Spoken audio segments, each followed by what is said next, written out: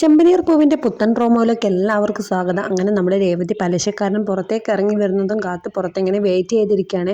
നമ്മുടെ സച്ചിക്ക് കാറും ജോലിയും കൊടുക്കാൻ വേണ്ടി അയാളോട് അപേക്ഷിക്കാൻ വേണ്ടി ഇങ്ങനെ പുറത്ത് നിൽക്കുക. അയാൾ അതൊന്നും വകവെക്കാതെ സച്ചിക്ക് ഇനി ജോലിയോ കാറോ ഒന്നും തരില്ല എന്ന് പറഞ്ഞാൽ അവളോട് ദേഷ്യപ്പെട്ടിട്ട് പുറത്തേക്ക് പോകുന്നൊരു രംഗമൊക്കെ ഉണ്ട് കേട്ടോ. നമ്മുടെ സച്ചിക്ക് എങ്ങനെയെങ്കിലും ആ കാറ് കിട്ടിയാൽ ജീവിക്കാമല്ലോ എന്നുള്ളൊരു ആഗ്രഹത്തോടു കൂടിയാണ് കേട്ടോ രേവതി അവിടേക്ക് പോയിട്ട് ഇന്നത്തെ പ്രൊമോയിൽ അങ്ങനത്തെ ഒരു ചെറിയൊരു സങ്കടകരമായ രംഗമൊക്കെ ഉണ്ട്. അപ്പോൾ ടെലിവിഷനിൽ എല്ലാവരും ഇത് കാണുക.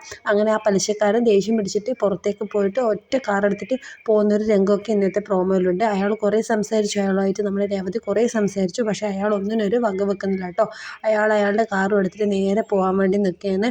അങ്ങനെ നമ്മുടെ സച്ചി വീട്ടിലേക്ക് എത്തി. സച്ചി വീട്ടിലേക്ക് എത്തിയപ്പോൾ സച്ചിയുടെ അച്ഛൻ അവിടെ ഇരുന്നിട്ട് ഇങ്ങനെ ഫുഡ് കഴിച്ചുകൊണ്ടിരിക്കുകയായിരുന്നു. ഫുഡ് എടുത്തിട്ട് കഴിക്കാൻ വേണ്ടി പോവുകയായിരുന്നു.